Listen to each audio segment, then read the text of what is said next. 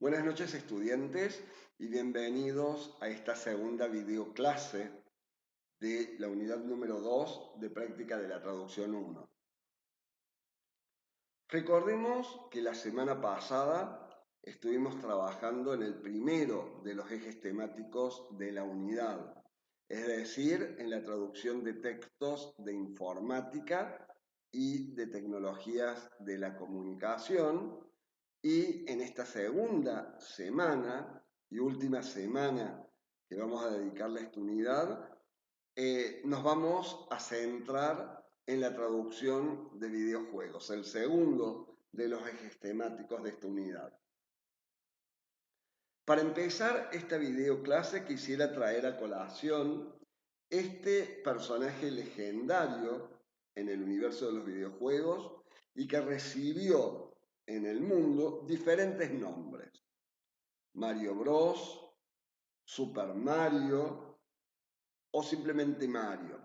Se dice que este personaje fue el pionero en aparecer en este espectro, este mundo de los videojuegos, y se lanzó al mercado junto con una amplia gama de otros videojuegos que formaban parte de esta consola familiar, de este Nintendo familiar que se desarrolló en 1980, 1985 y que consistía en un cartucho, como ustedes pueden ver en la imagen inferior. Ese cartucho contenía miles y miles de juegos y, y ya venía listo para insertarlo directamente en la ranura de la consola que ustedes pueden ver en la imagen de la derecha, y se jugaba a través de esa especie de joystick o palanca de cambio que los había de diferentes tamaños, diferentes formatos. En la imagen de la consola ustedes pueden ver dos, también pueden ver joystick de otro tipo en la imagen de arriba. Y esos joysticks tenían una serie de teclas que permitían al usuario, al mover esas teclas, imprimirle ciertos movimientos y acciones al personaje del videojuego. ¿Y por qué Nintendo se considera un videojuego familiar? Porque los juegos que contenían esos cartuchos eran para ser jugados tanto por los más chiquitos como por los adultos y por cualquier miembro de la familia. En principio, este videojuego se desarrolló para Estados Unidos y Japón, y lo habitual es que el videojuego estuviera solo en esos idiomas, es decir, en japonés y en inglés. Después, con el tiempo, la tecnología fue avanzando, se fueron modernizando los diferentes eh, mecanismos, y es así como llegamos a la actualidad, a la era del celular, donde hoy por hoy todas las empresas de celulares cuentan con su propia tienda de aplicaciones, la famosa Play Store, desde donde fácilmente se pueden descargar los videojuegos que deseen. Algunos, por supuesto, son de versión gratuita, otros donde se debe abonar una membresía. ¿Quién no ha jugado, por ejemplo, a Plantas vs. Zombies o a Angry Birds, por ejemplo? Pero ¿qué es realmente la localización de videojuegos? Si bien hay muchos teóricos, y otros no tanto, que señalan que la localización de videojuegos es sinónimo de traducción de videojuegos, otros cuyos aportes consideré para la elaboración del material de lectura obligatoria de esta semana, como Pablo Sánchez Muñoz, uno de los investigadores, español él, que se ha dedicado durante muchos años y diría casi de manera exclusiva al estudio de los videojuegos, nos dice que la traducción es tan solo uno de los tantos pasos obligados antes de llegar al formato final del videojuego. ¿Y por qué? Porque, como él bien señala, además de la traducción, existen otras etapas, otras fases diferentes en el proceso de diagramación de un videojuego. Como son, por ejemplo, la preparación del contenido de los archivos, la adaptación de los subtitulados del videojuego al formato adecuado para jugarlo ya sea desde una computadora o bien para jugarlo en una pantalla muchísimo más pequeña, como puede ser la de una tablet, la de un celular. Y tengan en cuenta que independientemente del formato donde el videojuego o del recurso que se utilice para jugar ese videojuego, los subtítulos deben poder verse. O la información que aparece como instrucciones, como nombres de armas o de objetos, nombres de los personajes, deben poder darse en todos los formatos por igual. Pero además de todo ello, también debemos considerar otros factores, entre los que podemos mencionar la revisión y la corrección del contenido antes de que ese videojuego llegue a manos del consumidor final. El término localización proviene del inglés localization, es decir, refiere al conjunto de parámetros relacionados con una determinada región, con una determinada lengua, un determinado idioma, con una determinada cultura. La localización consiste en traducir un determinado producto, en este caso un videojuego, teniendo en cuenta que sea lingüística y culturalmente adecuado al lugar donde se utilizará y comercializará.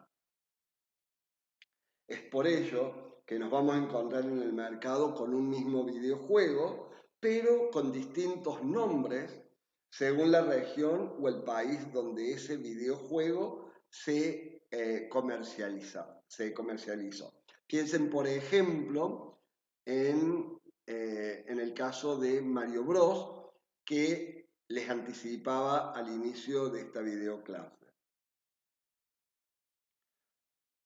Y por lo tanto, las traducciones van a ser diferentes e incluso van a ser diferentes los nombres asignados a los personajes de ese videojuego, a los lugares, a los monstruos, a los enemigos, a los hechizos, a las armas, etc.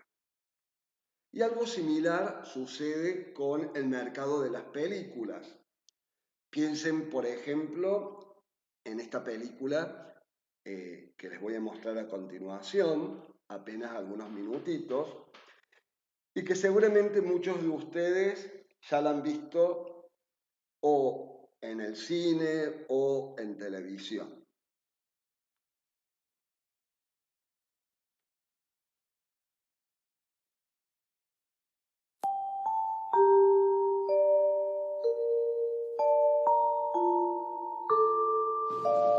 Mira lo que hiciste, pequeño cretino.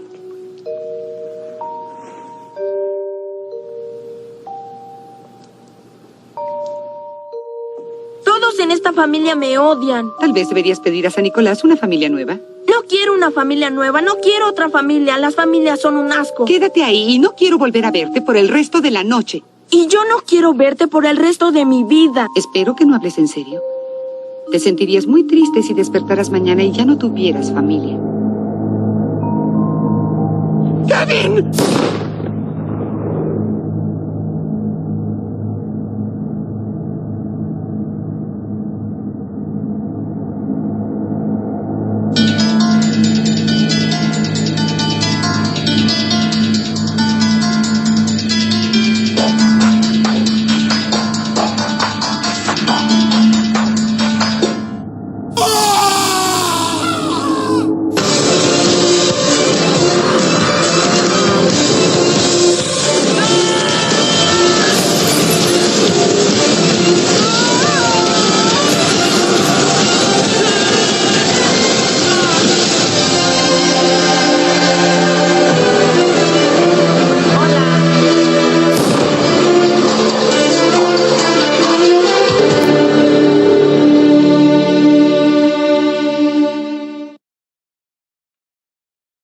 Bueno, esta película se conoció en Argentina con el nombre de Mi pobre angelito, mientras que en España se la comercializó bajo el nombre de Solo en casa.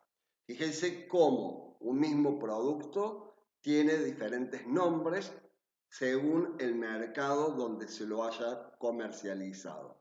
Y algo parecido va a ocurrir con los dibujos animados. Les voy a mostrar un breve fragmento de uno y enseguida vuelvo.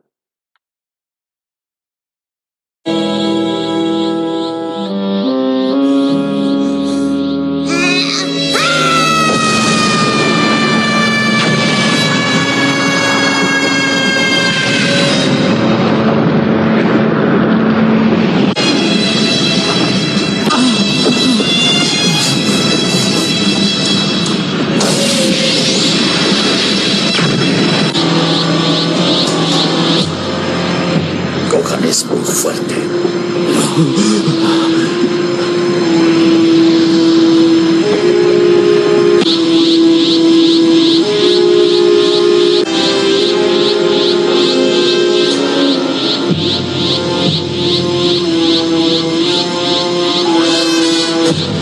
Pero es que es imposible.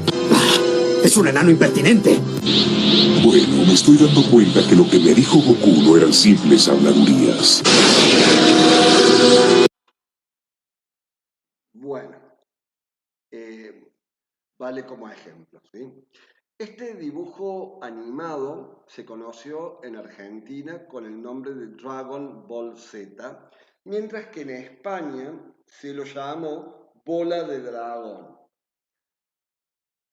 Y ante la elección de este nombre, que podemos estar de acuerdo o no, pero si el cliente o la empresa cinematográfica de este dibujo animado aceptó esta traducción para España, siempre debemos tener en cuenta que el cliente tiene la última razón, que el cliente tiene la última palabra. Y así como tenemos diferentes títulos para una misma película, para un mismo dibujo animado, según el mercado donde ese producto haya sido comercializado, recién les comentaba que algo similar va a ocurrir con el mercado de los videojuegos. Piensen, por ejemplo, en el videojuego de Mario Bros, que les anticipaba al inicio de esta videoclase. ¿Quién no alguna vez ha jugado con el Pac-Man, por ejemplo?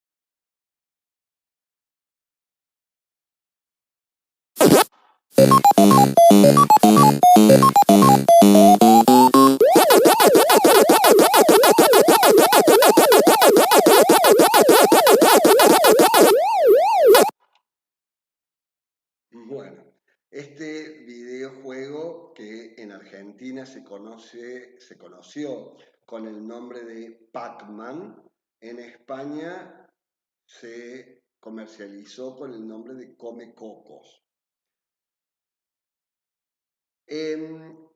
Y abro paréntesis, fíjense que más allá del nombre, no solamente que nos va a dar los personajes, los nombres de los personajes, los sobrenombres de los personajes con los que vamos a interactuar, sino también que ofrecen una muestra de cómo jugar este videojuego, cuántos créditos va a ganar el jugador dependiendo del fantasmita que el Pac-Man manejado por el usuario vaya a devorar, etc. Bueno, del formato, de la configuración de los videojuegos, voy a estar hablando un poquito más adelante. Hoy en día existen diferentes tipos de localización y los principales son los siguientes: localización de videojuegos, localización de software, localización de aplicaciones para celulares, la localización de sitios web. Aunque todos estos tipos de localización comparten características similares como formatos de archivo, como las limitaciones de espacio para subtitular, como la cantidad de líneas o de caracteres permitida, hay un rasgo esencial que permite distinguir la localización de videojuegos de otros tipos de localización, y es la creatividad del lenguaje utilizado. Justamente la estrategia en traducción que me permite poner en juego esa creatividad es la transcreación o traducción creativa. Se trata de una estrategia que nos permite, como dice el nombre, transcrear, crear creativamente un nombre que resulte original partiendo de juegos de palabras vinculados con las características propias de los personajes, de los objetos, de los lugares, etc. Además, esta estrategia nos va a permitir crear desde lo lingüístico elementos textuales, crear el lenguaje propio de los personajes según ese personaje sea un ser humano, un personaje de historieta o un objeto. Y en tal sentido encontrarán también material teórico en los documentos de lectura de esta semana sobre cómo usar esa creatividad, esa originalidad y las diferentes estrategias de traducción, además de la transcreación, para traducir los nombres de lugares, de personajes, de armas, como por ejemplo las espadas, los nombres de hechizos, de efectos especiales, de fantasmas, de monstruos, etc. Para localizar videojuegos se trabaja de la misma manera que con cualquier otro trabajo de traducción. Debemos crear nuestros propios glosarios, es decir, realizar nuestra propia búsqueda terminológica para saber si lo que intentamos traducir ya cuenta con un equivalente acuñado en la cultura meta, en cuyo caso se deberán respetar los nombres preestablecidos, o bien se deberán respetar los términos propios del glosario, si es que éste nos ha sido enviado por el cliente o la agencia de traducción con anticipación. Pero al respecto, muchas veces el traductor de videojuegos, el localizador de videojuegos, deberá traducir a ciegas porque recibe apenas lo mínimo de información por parte del cliente o de la agencia para traducir, lo cual se dificulta por completo debido que al no jugarlo o al no recibir vasta información, tal vez por cuestiones legales, tal vez por confidencialidad o por cualquier otro factor en juego, ese localizador de videojuegos deberá crearse mentalmente una imagen hipotética, no real de los personajes, de las armas, de los monstruos, de los lugares y de todo elemento que forme parte de este gran elenco de ese videojuego. También se deberá respetar, como en cualquier trabajo de traducción, el uso de la normativa, el uso de las mayúsculas y de las minúsculas, el uso de cursiva o de redonda, según corresponda, el uso correcto de los signos de puntuación, se deberá respetar la sintaxis, tratar siempre de redactar oraciones cortas, oraciones sencillas, no forzadas, no oraciones que resulten demasiado rebuscadas. Usar siempre de manera correcta las reglas de concordancia. Respetar el uso del género. Tratar de acceder a la neutralidad del género en los personajes. No tanto de los personajes que están en escena y que aparecen en pantalla, sino de aquellos personajes que aparecen muchas veces en las descripciones o en las instrucciones del videojuego que nos tocan traducir. Y abro paréntesis. Piensen que la mujer como video gamer comenzó a involucrarse en este campo especializado no hace demasiado. Entonces aparecen personajes con los cuales debemos tener mucho cuidado a la hora de traducir. Por eso hablo de respetar la neutralidad de género. Piensen, por ejemplo, ¿cómo traducirían ustedes al español el término captain? Como capitán o como capitana. tenemos dos opciones. Entonces, ¿cómo voy a acceder a la neutralidad del género en este término en particular? Por ejemplo, traducirlo como camarada. Y ahí tengo un sustantivo de género común que involucra, que incluye a ambos géneros. Bueno, por supuesto que este es un simple ejemplo entre miles. Van a tener otros ejemplos e incluso mejor desarrollado esta cuestión de género en el material de lectura de esta semana.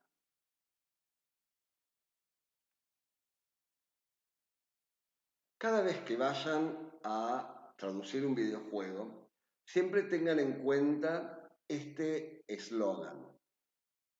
Un videojuego mal traducido, mal localizado, para usar el tecnicismo apropiado, es una frustración para el usuario.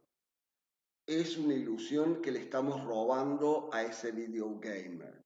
Por lo tanto, cada vez que vayamos a localizar un videojuego, debemos ser siempre conscientes de realizar un trabajo súper minucioso, casi inmaculado, diría yo, tal vez con más esfuerzo si lo comparamos con la traducción en otros campos especializados, ¿no? ¿Y cómo va a subtitularse un videojuego? Deben saber que como traductores solo traducimos, no desarrollamos ni diseñamos videojuegos, ya que esto les corresponde a otros agentes dentro de esta cadena de programación del videojuego antes de obtener la última versión. ¿Qué quiero decir con esto? Que a menos que seamos diseñadores, programadores o desarrolladores informáticos de videojuegos, vamos a poder subtitular e incrustar, quemar esos subtítulos en el producto. Pero en cuanto a traductores, no nos compete otra cosa que el trabajo de traducción y el de revisión. Y esta es una gran división que separa la localización de videojuegos de la traducción tradicional de subtítulos.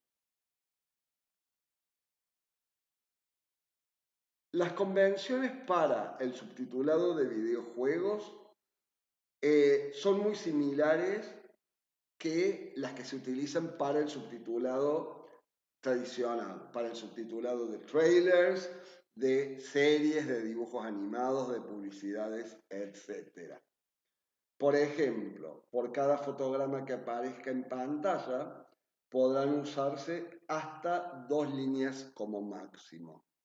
Y esa primera línea de 2 no podrá nunca terminar en conjunciones, en preposiciones, tampoco se podrán cortar nombres y apellidos, es decir, que el nombre quede en un renglón y el apellido en otro. Tampoco la primera línea podrá terminar en un pronombre relativo, etc. Esto es solo a modo de mención, ya que como les comenté en la videoclase anterior, nos ocuparemos de este tema con mayor profundidad en la materia inserción. Según el lingüista Jorge Díaz Cintas, que es un investigador que he tomado como fuente para el desarrollo del material técnico de esta semana, no hay un acuerdo general entre los traductores sobre la cantidad de caracteres para cada línea de subtitulado. Y cuando hablo de caracteres, tengan en cuenta que no solo las palabras cuentan, sino también dentro de la cantidad de caracteres entran los espacios, los signos de puntuación, etc. Pero en general se habla de 2 líneas como máximo por fotograma y de un promedio de 35 caracteres. Algunos hablan de entre 28 y 40 caracteres, pero lo ideal es tomar un promedio para que las palabras no escapen de la pantalla o se dificulte la lectura. En cuanto al diálogo que nos podemos encontrar dentro del subtitulado que aparece en pantalla, cabe aclarar que existen 2 tipos de puntuación para los diálogos al traducir videojuegos. Por un lado, podemos separar el nombre del personaje de su respectivo parlamento con un punto y guión, como se muestra en este ejemplo. Pepe, punto, guión, arde Troya. Y Lola le responde, Lola, punto, guión, sí, veo el humo.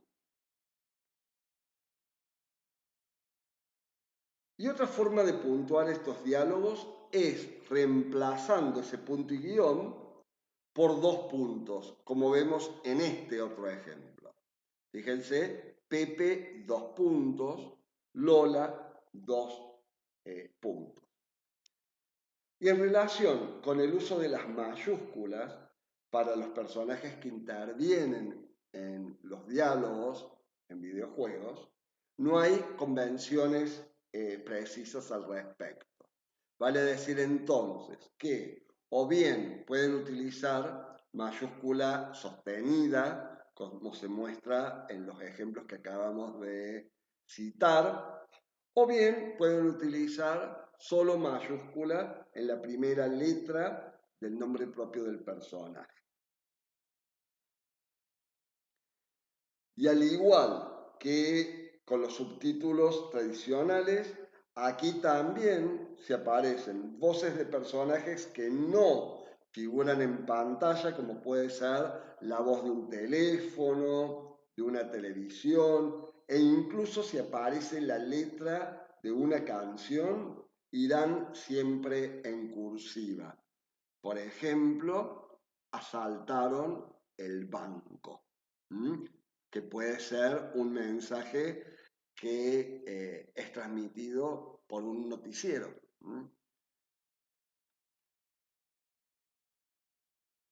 Y algo diferente que nos presentan los videojuegos en comparación con los subtítulos tradicionales es que los videojuegos cuentan con otros elementos adicionales, como por ejemplo los globos de comentarios para los personajes, instrucciones para ganar una partida y avanzar así al fotograma siguiente o a la pantalla siguiente, descripciones. Los videojuegos también nos van a presentar descripciones de personajes, de lugares, de monstruos, de armas, etcétera, que iremos conociendo a medida que avancemos en la jugada. Y existen también distintos botones que nos van a permitir a los video gamers imprimirle ciertos movimientos, ciertas acciones a los personajes. Estos botones coinciden, por supuesto, con las teclas del celular o las teclas del teclado de una computadora, o bien con las teclas que ya vienen de fábrica incorporadas al joystick. En cualquiera de los formatos que consideremos, las instrucciones que aparecen para cada una de esas teclas no se van a traducir, ya que es así como se las conoce universalmente. ¿Qué quiero decir con esto? Que, por ejemplo, la tecla Start no se va a traducir como inicie o como comience, sino se va a trasvasar tal cual a la cultura meta. O, por ejemplo, la tecla Select se va a dejar como Select, sin traducir. O se parece, por ejemplo, los movimientos del personaje. Supongamos, tenemos Up. No lo voy a traducir como arriba, pero sí puedo decir seleccione la tecla Up o presione la tecla Up para que el personaje salte. Veamos a continuación algunas de estas especificaciones en ejemplos concretos. Fíjense en este ejemplo de Plantas versus Zombies. Si yo hago clic aquí en más formas de jugar, por ejemplo, el videojuego me va a ofrecer distintos tipos de alternativas según lo que yo desee hacer, ¿sí? O aquí en aventura me ofrece distintos caminos o distintas opciones de recorrido a través del videojuego. En otro fotograma del mismo videojuego, fíjense que aparece este globo de comentario que no lo vemos en el subtitulado tradicional, donde nos permite escribir el parlamento de este personaje.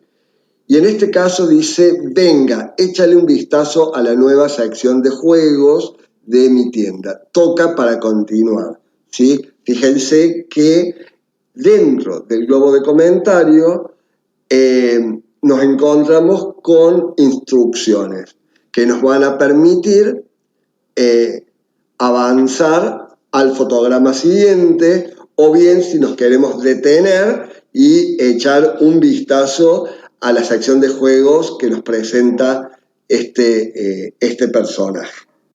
O bien este videojuego, un videojuego de acción que nos presenta los diferentes tipos de armas que seguramente como usuario voy a ir recolectando a medida que avanzo en el videojuego, ¿sí? Y que seguramente si hago clic en cada una de ellas me va a aparecer la descripción de cada arma en particular. En el material de lectura de esta semana, además de explicarles con mayor lujo de detalles estos temas que he venido desarrollando en líneas muy generales en esta videoclase, les he incluido también dos temas que considero de suma importancia y que todo usuario debería conocer a la hora de elegir un videojuego, y que son los siguientes. Por un lado, la vasta clasificación de videojuegos que propone Michael Sholem. Según este autor, los videojuegos se van a clasificar de acuerdo con sus propias características y las temáticas que abordan. Y en consecuencia, tendremos videojuegos de aventuras, de lógica, de acción, de guerra, simuladores, por ejemplo, de vuelo, etc. También se van a encontrar con un análisis de la información que viene publicada en la caja de los distintos videojuegos, como por ejemplo los números que indican la edad mínima que debe tener el usuario para jugar ese videojuego, los logos que nos van a indicar el tipo de contenido de los videojuegos, es decir, nos van a indicar si se trata de un videojuego para jugar en línea, de un videojuego donde se da pie a la discriminación, de un videojuego que incita a la violencia, de un videojuego de entretenimiento para uso infantil, por ejemplo, etc. Y teniendo en cuenta el contenido de los videojuegos, hay muchos mercados a nivel mundial donde se ha prohibido el ingreso de ciertos videojuegos. Así, por ejemplo, hay países que han prohibido el ingreso a su mercado de videojuegos bélicos que incitan a la violencia. Otros han prohibido el ingreso de videojuegos de guerra, etc. Bueno, gente, hemos llegado así al final del recorrido de esta segunda videoclase de la unidad número 2 de la materia, no sin antes mostrarles un breve fragmento de una presentación que hicieron unos colegas localizadores de videojuegos, Mauricio Videla y Guido Bindi, que fueron convocados para traducir el videojuego Elden Ring al español de Latinoamérica, para que vean desde su propia experiencia, que vean desde la práctica todos los aspectos que hemos venido abordando desde la teoría en esta videoclase. Entonces, sin más, dejemos que hablen los protagonistas. Un cachito al texto, quería preguntar más en concreto, si se acuerdan, porque también esto lo hablamos antes fuera de cámara y eso, que lo hicieron hace mucho tiempo, ya el juego tiene como 10 meses que salió, o casi un año, va a cumplir un año me parece, dentro de poco. Casi un año. Claro, y si salió hace un año, es decir que ustedes trabajaban hace años. Bueno, Guido, vos en un año anterior a ese, así que probablemente no te acuerdes, pero bueno, tranqui, si no te acordás no pasa nada. Mauricio, no, estuve mirando, o sea, un poco igual todo lo que hice, o sea, tengo todo, digamos... Genial, sos un capo, hiciste tarea para el stream, gracias. Hice un poco de tarea, no tanta como me hubiera gustado, pero... No, pero hice. Para nada, está perfecto. Che, bueno, a cada uno les pregunto, entonces, a ver si... bueno, Mauricio más que nada traducir y Guido más que nada revisar, pero ¿qué tipo de texto les tocó trabajar más? Por ejemplo, Mauricio, ¿te tocó más traducir, o sea, diálogos, objetos, hacer subtítulos de las cinemáticas o los menús? ¿Qué decís que te tocó más hacer? ¿Qué recordás? Claro, bueno, en mi apreciación subjetiva de lo que recuerdo, además porque uno no necesariamente sabe con qué se va a encontrar, es como, este es el conjunto de texto número 1200 de 4000 palabras. Yo no sé qué son esas 4000 palabras exactamente. ¿Y podían estar mezclados? Diálogos y... ¿Qué cosa? Perdón, ¿podrían estar mezclados? Por ejemplo, o sea, un objeto, una línea de diálogo, otro objeto. No. O sea, más o menos tenía un sentido lógico. Había algún nivel de organización, pero sí, totalmente podría ocurrir. Nombres de ítems, descripción de ítems, de repente el diálogo de un NPC y después pasamos a descripciones de armas. Podía pasar. Complicado.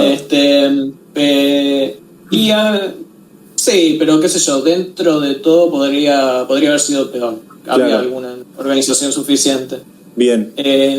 Aunque había que, bueno, también manejarse con Excel, lo cual, lo menos que uno toque Excel siempre es mejor, pero... Sí, obvio. Iba a preguntar también, bueno, si querés, ahora Guido nos contás vos qué sentís que más revisaste. Creo que vos justo como editor medio que acaparaste un poco todo, ¿no?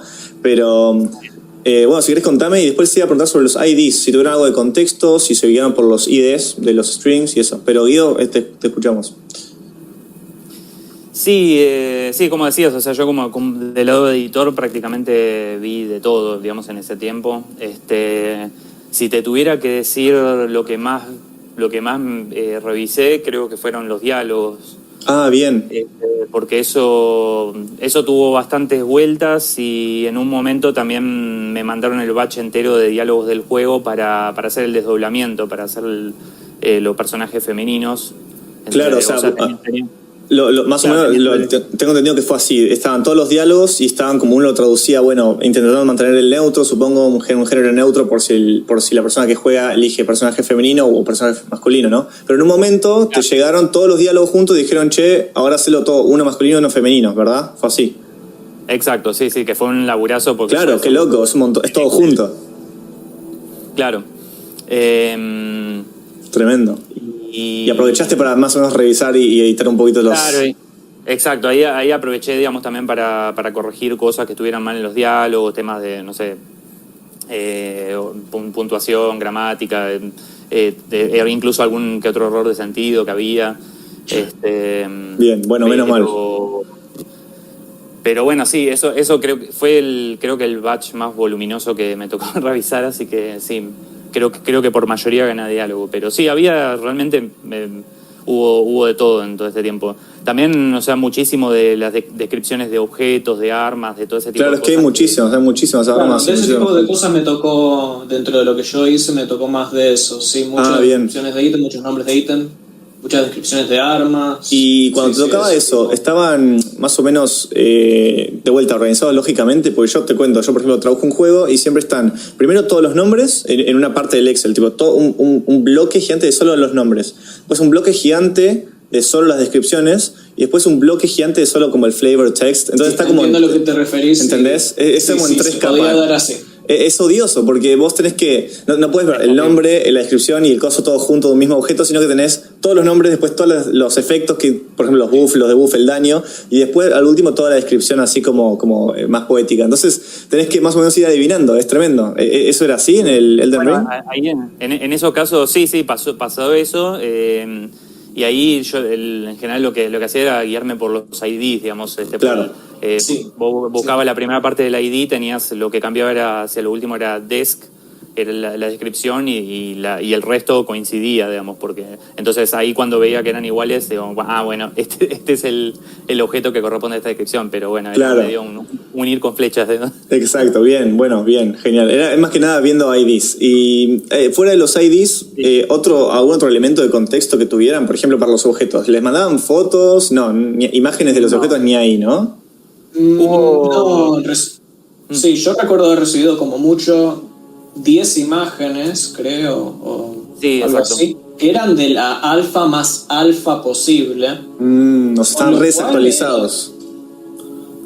Sí, tratar de obtener sobre todo referencias visuales, sí, fue sin duda lo que más hubiera cambiado algunas líneas, capaz. Claro. Después teníamos notas contextuales a veces. Lo que ocurría a veces era que estaban... ¿Qué cosa? No, que de vez en cuando las notas igual. Sí, era muy de vez en cuando y a veces estaban directamente en japonés. Bueno, medio inútil, la verdad no sirve mucho, inservible. Había que improvisar. Igualmente lo que sí es verdad que nos ayudó como contexto, y en algunos casos fue casi el contexto más importante que teníamos, era que teníamos todas las líneas originales en japonés, porque nosotros traducíamos del inglés. Creo que esto no fue mencionado hasta ahora, el juego está en japonés originalmente. Claro.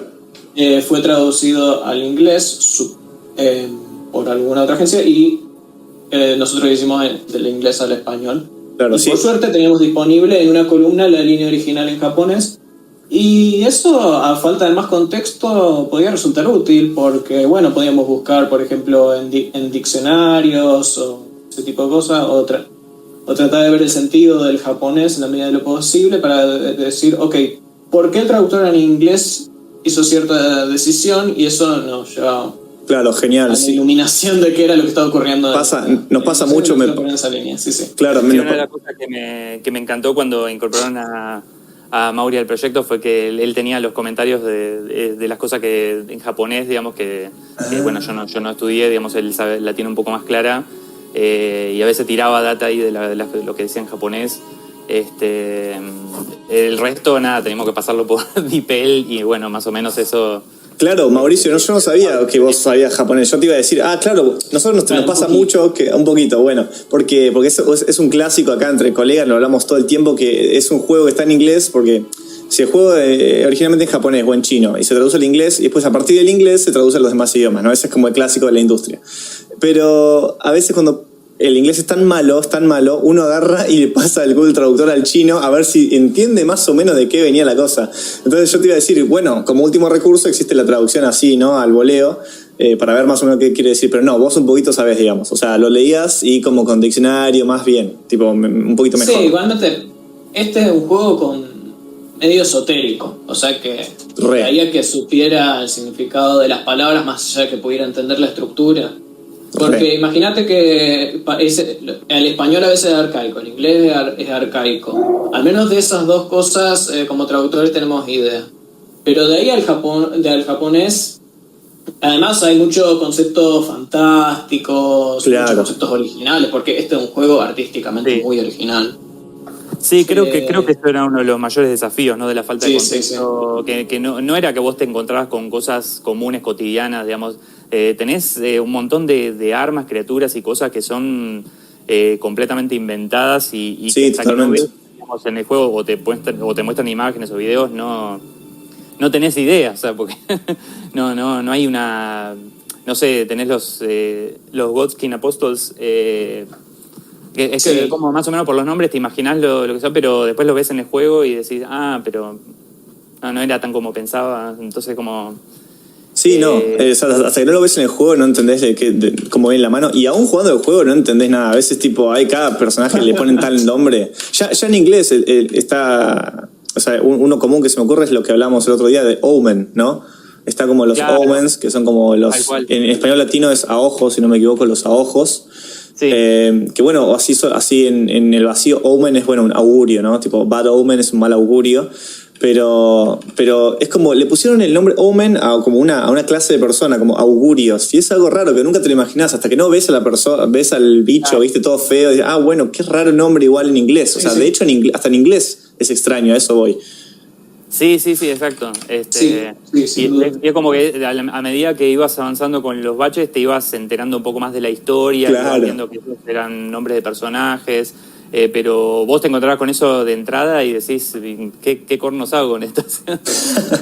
con la ID como única información. Claro. Y bueno, después dijeron que las queries, o sea, las preguntas que le hacían a la agencia, no respondían mucho, ¿no? No respondían casi nada. No respondían mucho y cuando llegaban ni siquiera estaban respondidas todas. Lo que sí ayudó mucho es que en algún momento del proyecto, que bastante tarde, digamos, nos llegó un glosario en inglés con todos los términos, personajes y demás del juego. Bueno, ojo, ahí es re útil.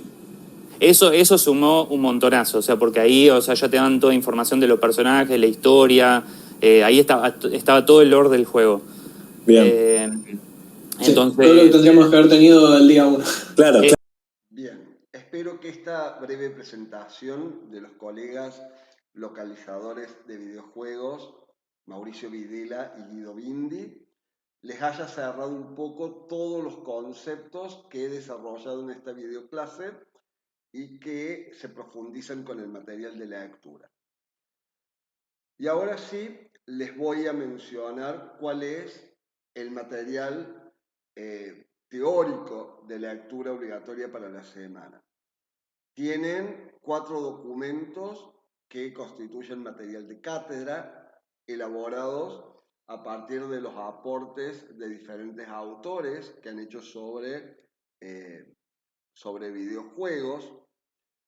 Y también tienen un glosario conceptual donde van a encontrarse con distintos términos que se utilizan en el campo de los videojuegos, cada uno con su correspondiente definición, para que si ustedes en algún momento les aparece un término determinado que desconocen, sepan qué es eso que ustedes necesitan traducir, pero previamente deben saber a qué está haciendo referencia para poder buscar el equivalente que corresponda realmente. Bueno, ahora sí, hemos llegado al final del recorrido de la videoclase de esta semana. Espero que les haya resultado muy interesante el contenido de esta semana. Hasta luego.